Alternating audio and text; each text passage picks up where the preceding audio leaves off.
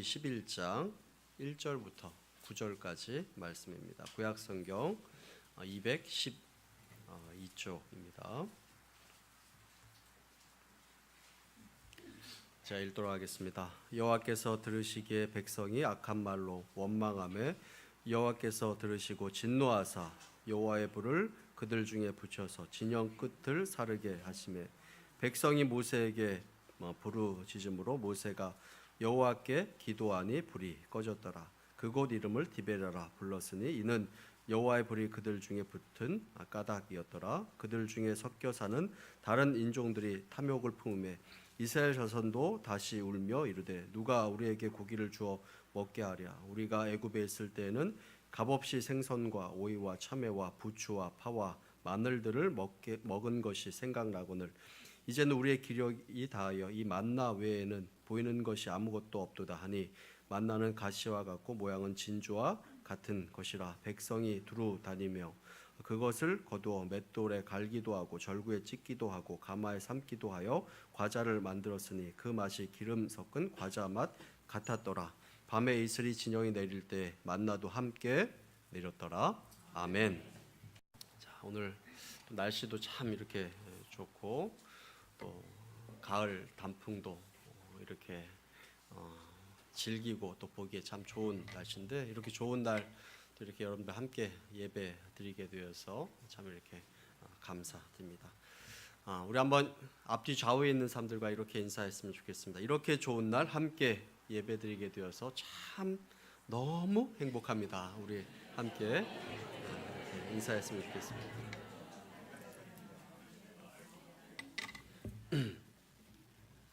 자, 우리나라는 의료보험 제도가 그래도 잘 돼 있어서 얼마나 다행인가 하는 그런 생각을 해봅니다.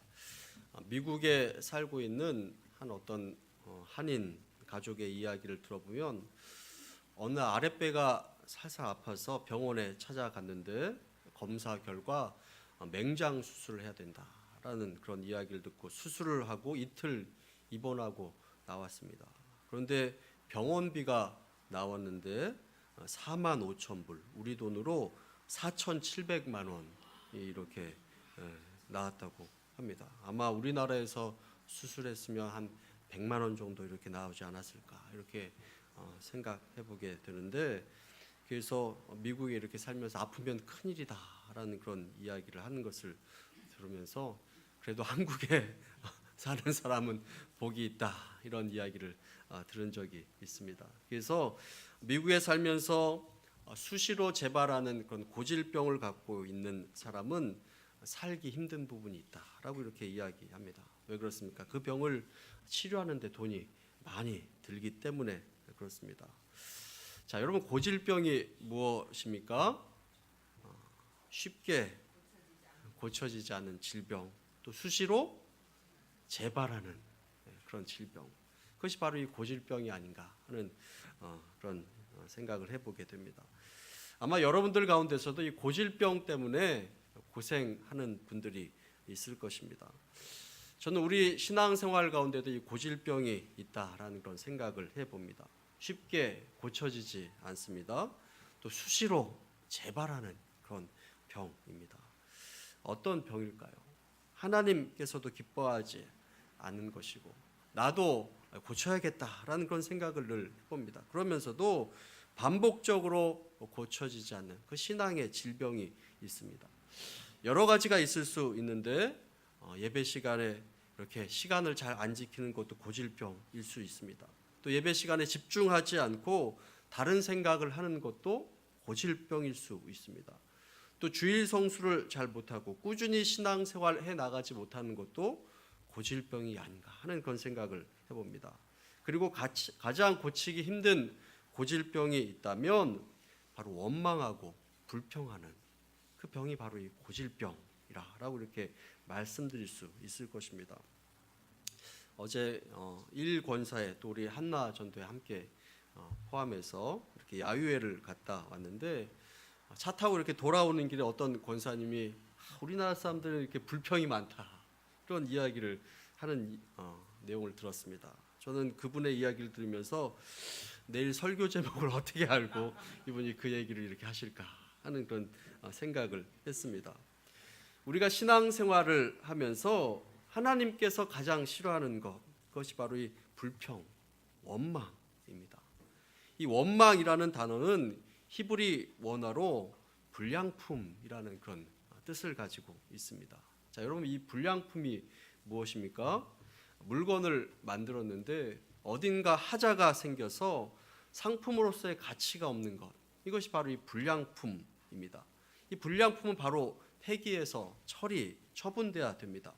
자, 원망, 불평, 이것을 불량품이라고 이렇게 이야기하는데, 이 원망, 이 불평은 우리 스스로의 이 값어치를 떨어뜨리게 만드는 것입니다. 우리 한 사람 한 사람은 하나님께서 귀하게 만든 창조 작품입니다. 그런데 내 삶 가운데 원망이 가득하고 불평이 가득하면 우리 스스로의 값어치를 떨어뜨리게 되고 이 불량품처럼 가치를 떨어뜨리게 만드는 것이다 라는 것입니다. 원래 하나님께서 원하시는 이 성도의 모습은 무엇입니까? 원망, 불평하는 모습이 아니라 범사에 감사하면서 사는 것이 하나님께서 원하시는 모습입니다. 그러하기에 이 피조물로서 하나님께서 만드신 하나님의 작품으로서 이 가치를 떨어뜨리는 이 원망, 이 불평, 이것이 우리 삶 가운데 있다면 이것은 고쳐 나가야 되고, 이것이 고질병이라면 이것은 치료를 받아야 하는 것입니다. 왜 하나님은 원망, 불평을 그토록 싫어하실까요? 자, 여러 가지 이유가 있을 수 있겠지만 이 원망과 불평, 이 가장 심각한 증세는 바로 이 관계를 파괴시키는 데 있습니다. 하나님과의 관계를 파괴시킵니다.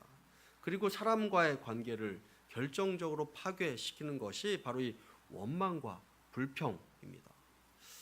여러분, 부부 사이를 한번 생각해 보시기 바랍니다. 이 부부 사이에도 대부분 이 원망과 이 불평 때문에 갈등이 증폭되고 커지는 것을 보게 됩니다.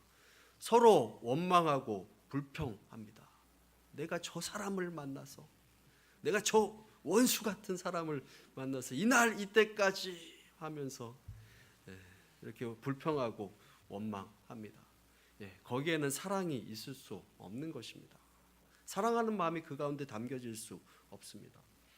교회 안에서도 마찬가지입니다.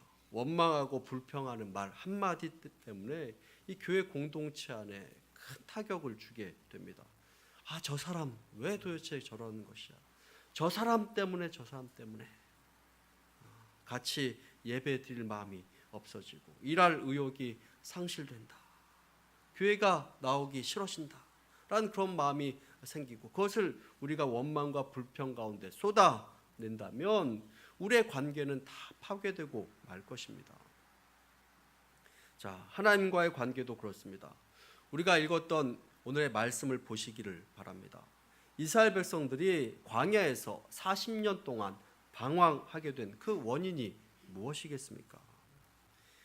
이스라엘 백성들이 출애굽하면서 시족일관 가지고 있었던 병이 있었는데, 이 고질병이 무엇이냐면 바로 이 원망과 불평이라는 병이었습니다. 하나님에게 대해서 하나님을 이야기하면서 원망하고 불평하는 것을 쉬지 않았습니다. 결국 그 고질병 때문에 이 가나안 땅에 그들은 들어가 보지도 못하고 광야에서 살다가 하나님께 벌받고 이 세상을 떠나고 말았습니다. 자, 우리의 원망과 불평, 이 고질병의 원인이 무엇인가 하는 것을 생각해 보시기를 바랍니다. 질병을 치료하려면 그 원인을 찾는 것이 참 중요합니다. 이 원인을 찾지 않고서는 제대로 된 이 처방을 할 수 없는 것입니다. 마찬가지로 우리 신앙의 고질병인 이 원망, 불평, 이것이 있다면 그 원인을 찾아야 합니다. 이스라엘 백성들이 왜 하나님을 향해서 원망했을까요? 그 내용을 한번 살펴보시면 첫 번째로 그들은 세상적인, 세속적인 가치관 때문에 원망과 불평을 늘어놓고 있는 것을 보게 됩니다. 우리 민수기 11장 4절 말씀 함께 한번 읽어보도록 하겠습니다. 함께 읽습니다.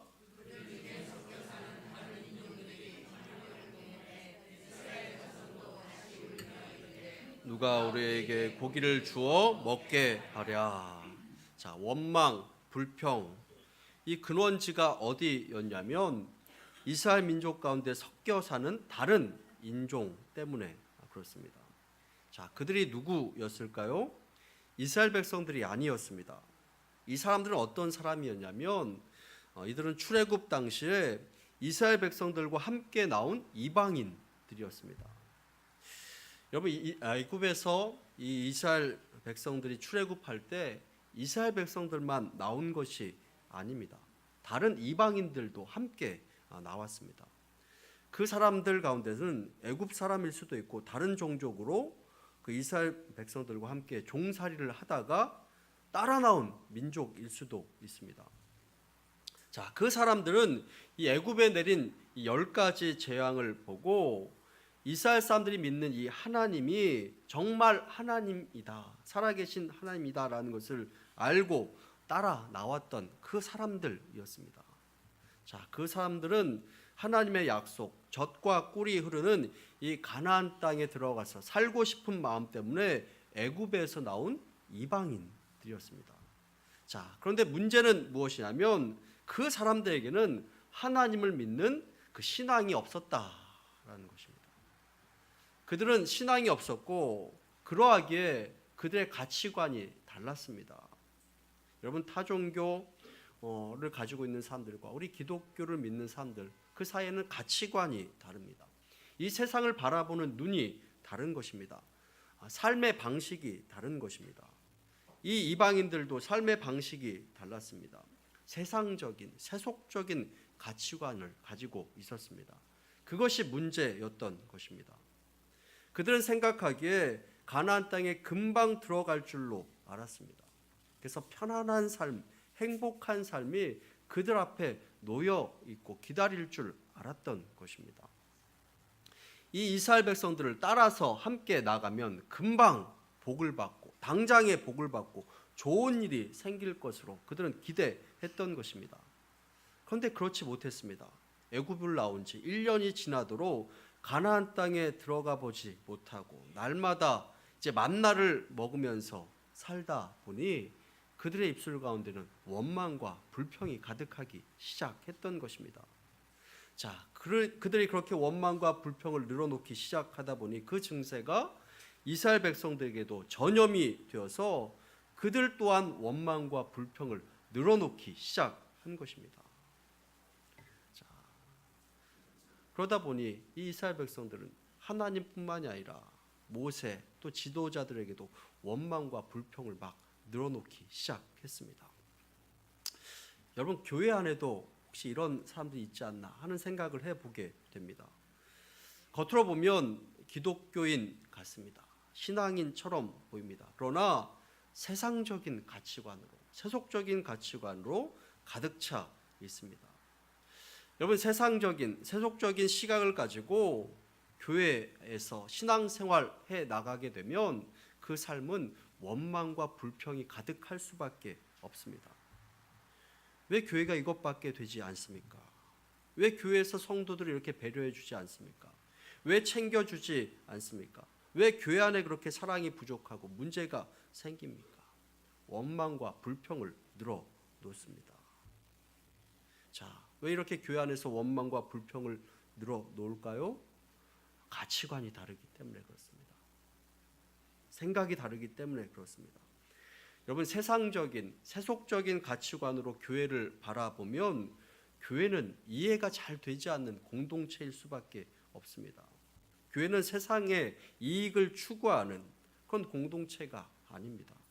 세상적인 즐거움을 추구하는 그런 공동체가 아니라라는 것입니다. 그러므로 교회 안에 들어오기 전에 가졌던 이 세속적인 가치관을 바라보고 이 교회를 바라보면 교회는 재미가 없는 곳일 수밖에 없는 것입니다. 그러므로 불만과 불평이 가득합니다. 자, 그러므로 우리가 기억하고 명심해야 될 것은 무엇이냐면 교회는 세상을 닮아가려고 해서는 안 됩니다.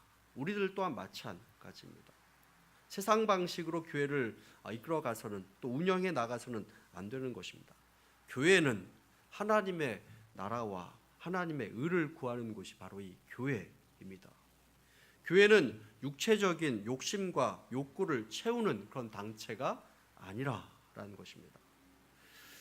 교회는 여러분 개인적인 욕심과 욕망을 채우려고 혹시 나왔다면 계속적으로 원망과 불평이 끊이지 않을 수밖에 없습니다. 교회는 하나님의 영광을 위한 곳이고 하나님의 나라를 이루는 곳이 되어야 하는 것입니다.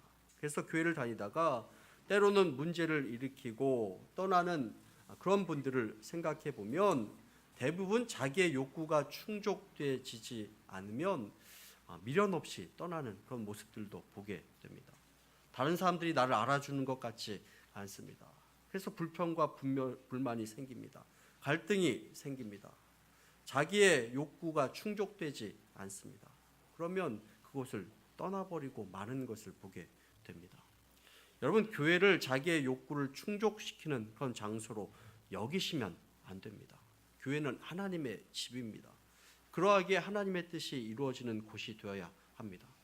이스라엘 백성들이 출애굽하여서 광야로 나왔을 때 그들이 하나님을 바라보지 않고 세상적인 잣대로 보니 그 상황을 바라보니 원망과 불평이 끊이지 않는 것입니다.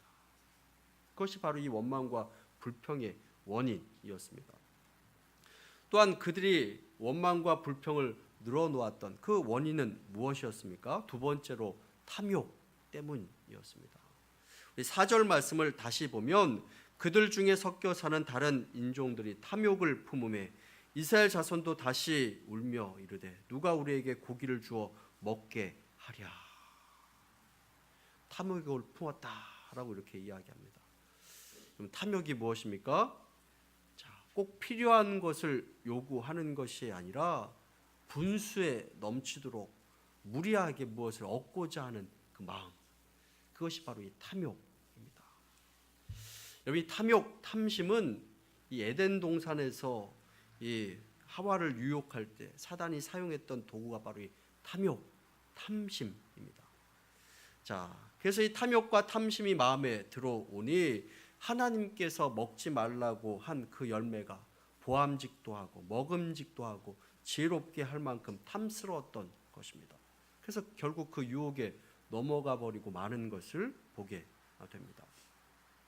이 욕심, 탐심에 대해서 성경에서 무엇이라고 이야기합니까? 야고보서 1장 15절 말씀에 보면 우리 함께 한번 읽어볼까요? 야고보서 1장 15절 말씀 함께 했습니다. 자, 시작. 욕심이 잉태한즉 죄를, 죄가 장성한즉 사망을 낳느니라. 자, 우리 누가복음 12장 15절 말씀도 함께 있습니다. 삶과 모든 탐심을 물리치 사람의 생명이 그 소유에 넉넉한 데 있지 아니하니라. 자, 우리 갈라디아서 5장 24절 말씀도 함께 있습니다. 그리스도 예수의 사람들은 육체와 함께 그 정욕과 탐심을 십자가에 못 박았느니라. 아멘.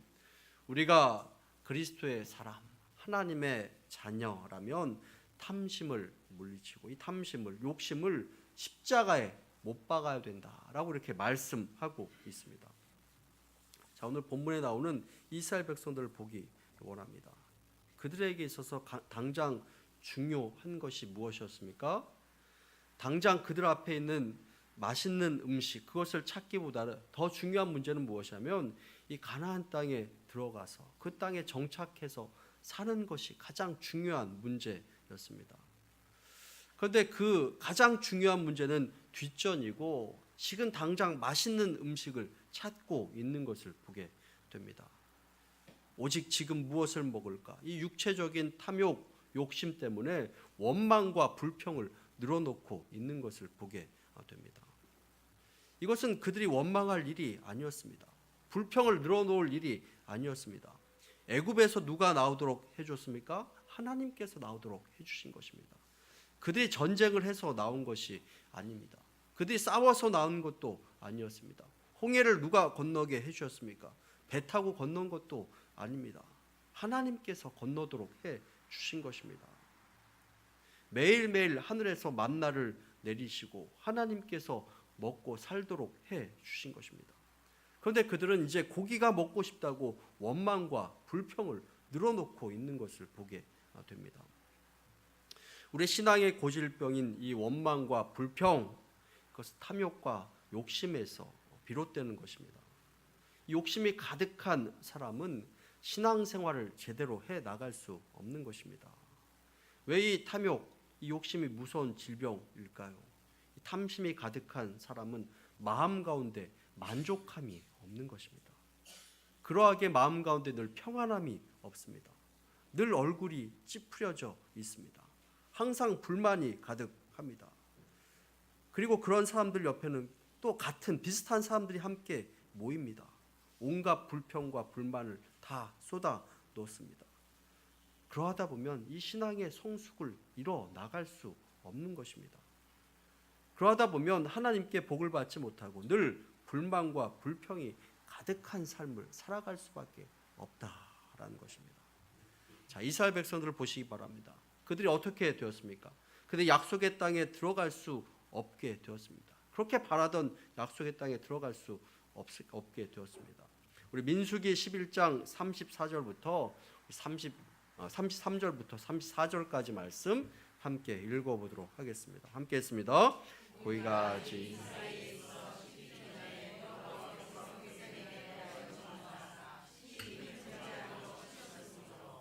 그 이름을 기브론 핫다와라 불렀으니 욕심을 낸 백성이 거기 장사하였더라. 자, 이렇게 불평하자 하나님께서 메추라기를 또 보내주셨습니다. 그래도 그들 입술 가운데는 불평과 불만이 가득했습니다. 자, 이렇게 불평과 불만이 가득하자 하나님께서 심판하십니다. 그리고 그것을 기브론 핫다와 탐욕의 무덤이라고 이렇게 이야기했습니다. 하나님께서 하늘에서 내려주신 만나는 이규빗 약 1m 가까이 되도록 하나님께서 쏟아 부어 주셨습니다.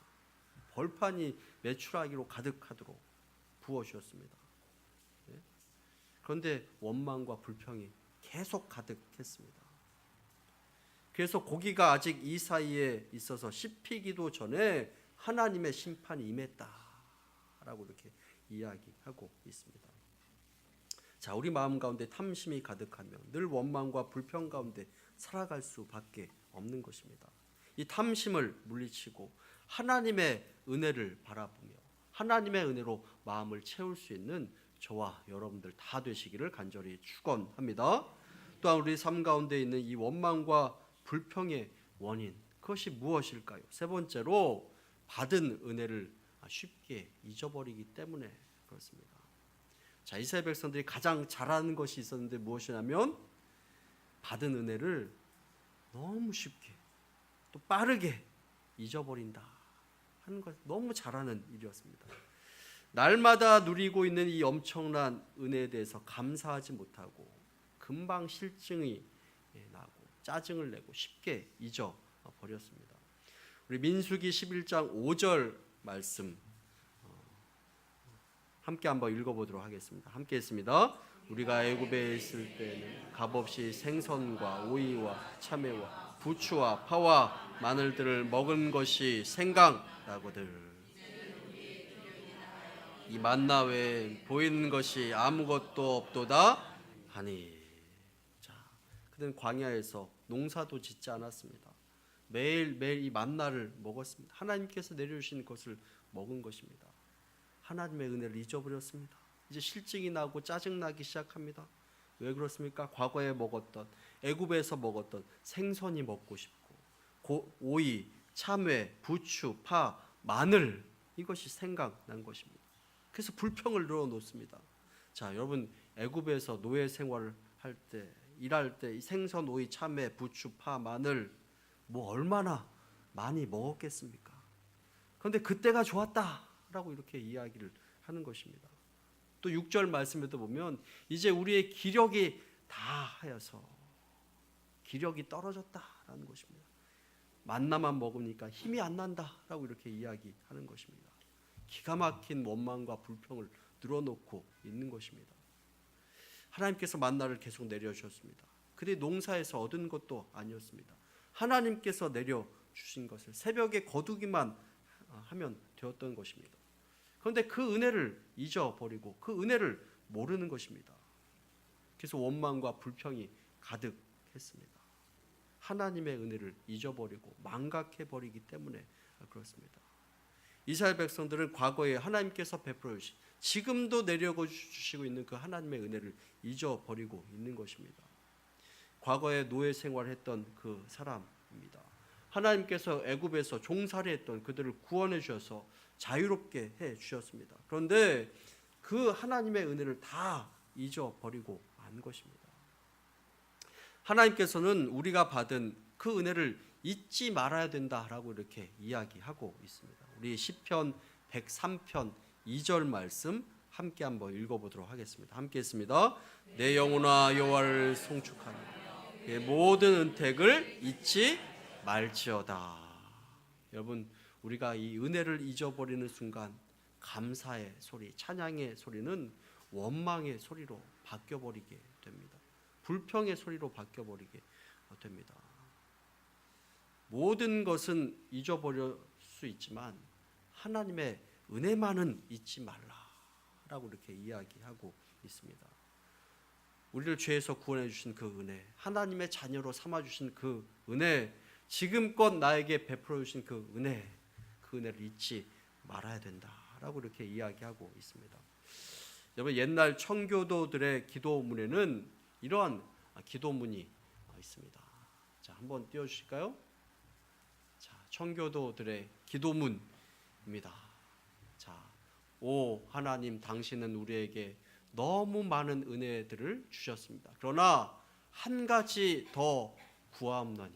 자, 지금껏 많은 은혜를 주셨는데 한 가지 더 구하옵나니. 여러분, 그것이 무엇일까요? 자, 한 가지 더 구하옵나니 우리에게 은혜를 잊어버리지 않는 은혜를 주옵소서. 자, 이것이 바로 청교도들의 기도문이었습니다. 하나님, 당신 우리에게 너무 많은 은혜를 주셨습니다. 한 가지 은혜를 더 구하옵나니. 한 가지 은혜를 더 구합니다. 우리에게 그 은혜를 잊어버리지 않는 은혜를 주옵소서. 자, 하나님께서 우리에게 많은 은혜를 주셨습니다. 그 은혜 우리가 무엇으로 갚을 수 있겠습니까? 그런데 중요한 것은 무엇이냐면 그 은혜를 잊지 말라라고 이렇게 이야기합니다. 오늘 말씀을 맺기를 원합니다. 우리 입에서 원망과 불평이 끊이지 않습니까? 세상 사람들과 똑같은 마음과 기준으로 혹시 살아가고 있지는 않습니까? 혹시 마음 가운데 탐심이 가득한 그 마음 아직도 남아 있지는 않습니까? 하나님께서 나에게 베풀어 주신 그 은혜를 잊어버리면서 살아가고 있지는 않습니까? 우리에게 베풀어 주신 그 은혜를 생각해 보기를 원합니다. 원망과 불평이라는 고질병 가운데 늘 살아가고 있다면 이 원망과 불평보다는 하나님께서 나에게 베풀어 주신 그 은혜를 생각하고 기억하면서 늘 감사함으로 살아갈 수 있는 저와 여러분들 다 되시기를 간절히 축원합니다. 함께 기도하겠습니다.